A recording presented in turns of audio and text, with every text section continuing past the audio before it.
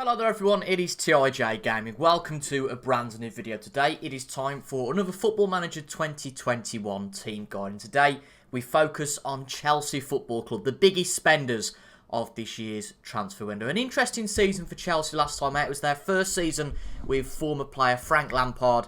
And it wasn't a bad season. They just about got into fourth place on the final day of the season at the expense of Brendan Rodgers' Leicester City. So if you're taking charge of Chelsea this year, you'll be able to enter the Champions League from the first stage. Now, these team guides are designed for people who perhaps haven't got that much knowledge of Football Manager or maybe not that much knowledge of Chelsea. So for those of you who are experienced at Football Manager, I'm not going to be bringing anything necessarily new to the game, but the key is that this is for people who are inexperienced at FM and just want to have a bit of a head start if they're starting at Chelsea side. So today, we'll talk about the club vision, any new players at the club, and believe me, that'll take a while. The dynamics at Chelsea, tactics, and also youngsters that you should definitely watch for the future. So let's get into it, shall we? Let's have a look at the club vision put forward by Roman Abramovich. Now, we all know that Abramovich is quite an ambitious chairman, and it is seen here definitely with his objectives. So the club culture, no surprise here, to play attacking and possession football. That's what Chelsea are known for. Again, entertaining football, it's really in the nature of Chelsea. And you'll see a bit later, to get that possession rate, a high pass possession rate, I've decided to go for a tiki-taka tactic. Not a tactic I particularly use very often, but I thought it blends in quite nicely with the club culture. Develop players using the club's youth system and sign players under the age of 22 for the future. These are favoured objectives, so the lowest, if you like. Preferred is third priority. Favoured is lowest priority. So if you don't want to develop players using the club's youth system and would rather sign players from external, well, I suppose signing players under the age of 22 fits that. In terms of the 5-year plan then, they're looking to sign young players to develop for profit, so that definitely goes with the whole sign players under the age of 22 thing. Maximum 1-year contracts for players over the age of 30. I'd bear that in mind when you are negotiating contract extensions. Expand and build a new stadium. Again, that's something that's favoured, and it depends how you get on, really, how that expectation will change. And I'd say the chairman will come to you as and when necessary. Maintain the best youth system in the country. Maintain the Premier League's best youth system. Well, both of those objectives are exactly the same, and to maintain the best youth system in the world. And Chelsea have always had a good youth system, albeit even if all their players are out on loan. But let's have a look in terms of the shorter term at the end of the current season. So the club wanted to challenge in a domestic cup competition. You can see the specifically going on about the FA Cup. The club aren't bothered about the EFL Cup. That's something that you're going to expect and see a lot with the top 6 clubs. They're not really bothered about the Carabao Cup, so that's definitely a chance to use some of your youngsters. Qualify for the Champions League through the Premier League, so top 4 finish really before next year challenging for the Premier League title. So this is much like going back to basics with Lampard. They wanted him to qualify for the Champions League, get the club back there, and then go forward from there and just start from 4th and try and build their way up into that top 3 and top 2 with Liverpool and Manchester City as very good company up there. Reaching the final of the FA Cup is a minimum, but as I say, bear in mind these importance bars are quite important. If you're fearing getting through to the final of the FA Cup and you chuck all your players on the pitch for the semi-final rather than, for example, using them in the quarter-final of the Champions League, the club are going to be less aggrieved if you go out at the semi-final stage of the FA Cup than if you were to go out at the quarter-finals of the Champions League. So just bear that in mind. Again, these objectives, I'd only really worried about the required objectives, and you can take your own opinions on the other objectives, whether you take those on board or not.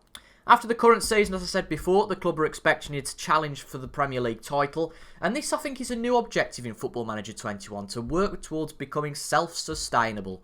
And that's all about finances, really, and yeah, the board are working towards that, so not a lot you've got to do there. And as you can see, by the end of the 4th season, they want you to win the Premier League. And I think with the squad you've got, I think that's a fairly realistic goal. And talking about the squad has really been added to this year.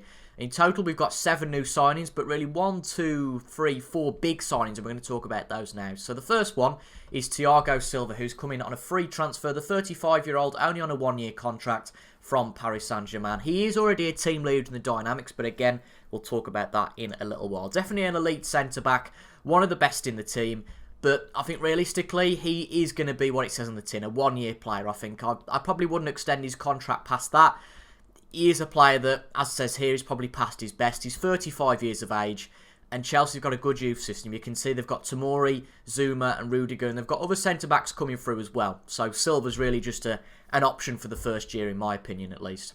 Then they've brought in, probably, is it that there? Yes, it's their second biggest sign of the summer. For some reason, Timo Werner isn't on here, so we'll talk about him in a second. But Ben Chilwell, the second signing of the season, he is a left-back from Leicester.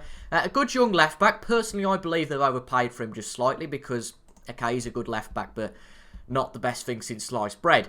But he's a clever signing for Chelsea because Azpilicueta is getting on a bit. He's 30. You've got Marcos Alonso. He's 29. So Chilwell is the natural replacement. So a clever signing there by Frank Lampard. And I think Ben Chilwell is going to be your regular starter at left-back for years to come. Unless, of course, you really hate Ben Chilwell and you want to pick someone else. In the light of Arrizabalaga having a terrible start to the season, Chelsea have signed a new goalkeeper in Edward Mendy. I don't know a lot about him, but he's come from Stade Rennais for 16.5 million. It seems a steal, really, considering that ever since he's come in real life, the club have really shored up that back line. And it might well be an idea, perhaps, if you are going to pick Mendy, potentially, to get rid of Arrizabalaga. Yeah, him, Kepa, that's better. But, you know, Kepa is a man with potential. He's got a very good rating for the senior team as a potential. He's only 25 years of age, so it might just be that in real life he's crap and in game he might be solid. But you've got Willy Caballero as a third choice backup, and you've also got Petr Cech, who's the technical director at Chelsea. And that is actually true, that he has signed again for Chelsea as a very, very, very emergency backup for the team. Their biggest signing of the summer, though, Kai Havertz, who is a versatile midfielder, likes to play either at central midfield or attacking midfield, but he is competent at these attacking midfield positions, and if desperate, he will play as a striker role. He's been playing for Leverkusen throughout his career, his short career albeit. He's only 21 years of age, and he joins Chelsea for 73 million, so it's fair to say that Roman Abramovich would quite like you to use him. In terms of another signing that the club have made, perhaps this was made before the end. Yes, he was actually made before the end of the season last year. It's Timo Werner, who's come into the club for 47.5 million from RB Leipzig. Originally linked with Liverpool, but he has signed for Chelsea, and he's going to push Tammy Abraham for that top striker role. You've got Timo Werner in there, Tammy Abraham, the youngster from England, a homegrown player, and Olivier Giroud, who's 33. So you've got a good breadth of strikers there. Three good strikers. You've got Werner and Abraham. Werner, bear in mind, of course, is versatile. So he can also play on the left wing. So perhaps if you wanted to utilise both Abraham and Werner into the team, then you use the versatile Werner at left wing. But yeah, that's all the transfers for the year. And next we're going to move on to dynamics. A few actually important things to note before we carry on is that Chelsea have sent a lot of players out on loan once again. That is not a surprise. The big one I think it's worth talking about is Ross Barkley. He's had an absolutely blinding start to his Aston Villa career in real life. I think if he plays well for the Villa this year in game, it might well be a good idea to sell him. You can see he's worth 32 million. I think he's quite a way down the pecking order at Chelsea. I mean, as a central midfielder, he's not a bad player.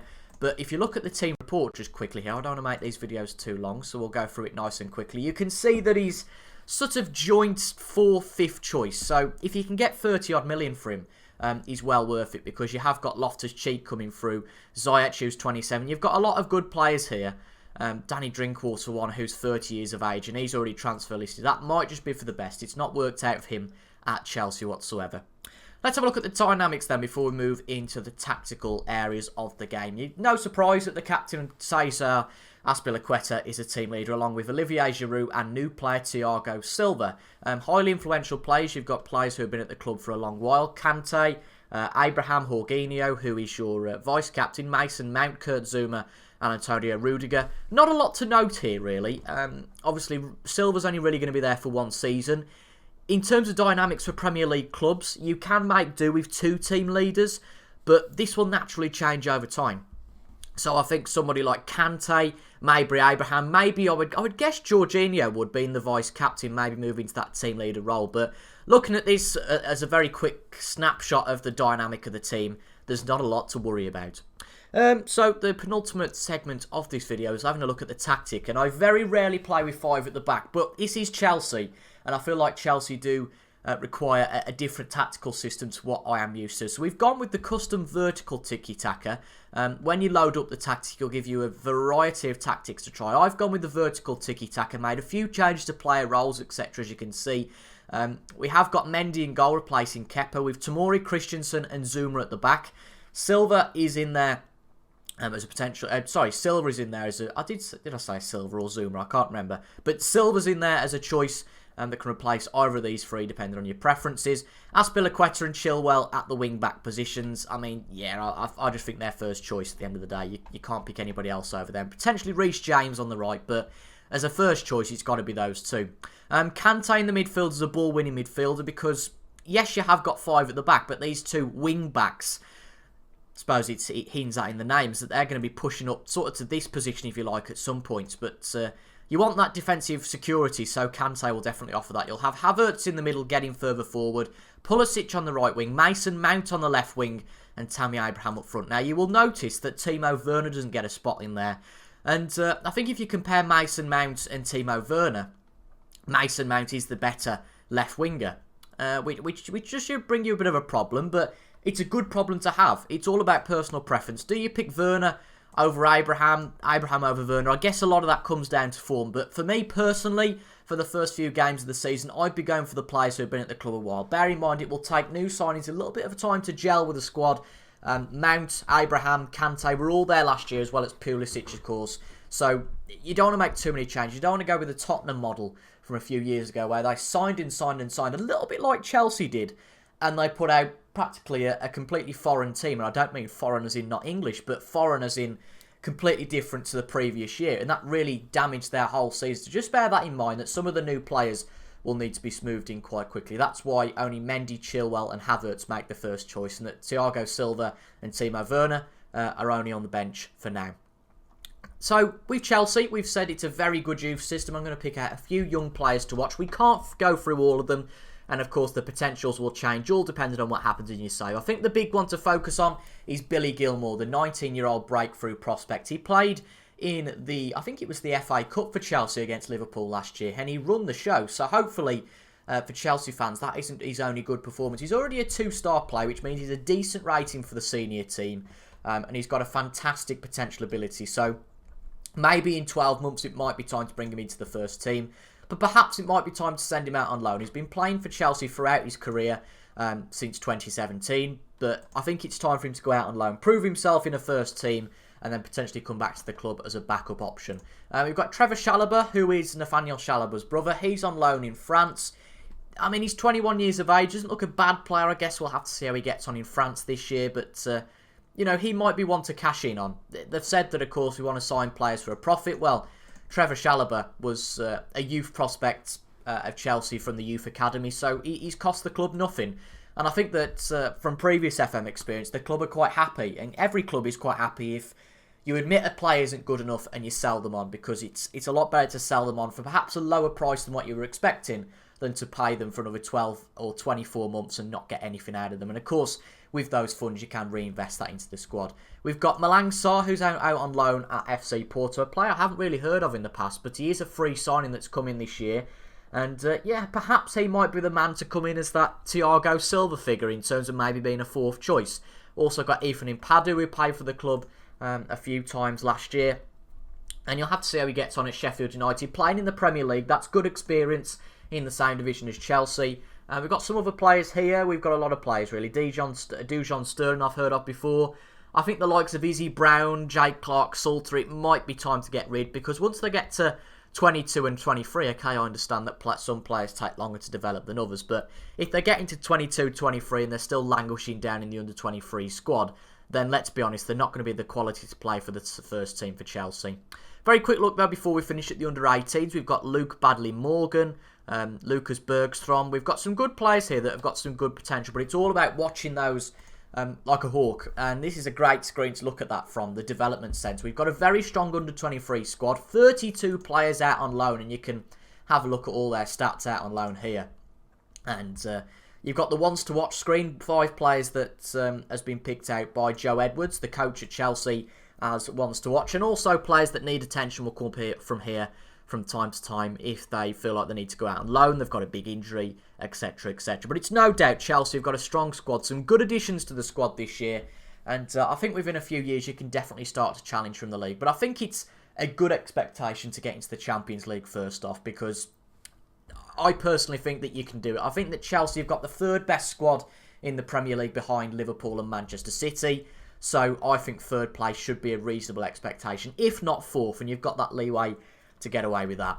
But I hope this has been helpful. Leave a like if it has been. Comment your thoughts as well. For those of you who have watched the video who are FM specialists or people that have played FM for a while and know a little bit about the Chelsea squad, if there's anything I haven't mentioned here, any players in the under-23 squad who I didn't look at but really deserve looking at, leave them down in the comments. Help your inexperienced FM comrades through their Chelsea save. And as I said, any comments, any thoughts about Chelsea, please leave them down below. Remember to subscribe for daily FM21 content throughout the beta. We have got a Wolves save going on at the moment. We've daily team guides with all the Premier League clubs. This is the third team guide, and I'm going to be making my way through all of those clubs throughout the beta. So thank you for watching this video. I've been TIJ Gaming, and until the next time, I will see you all later. Goodbye for now.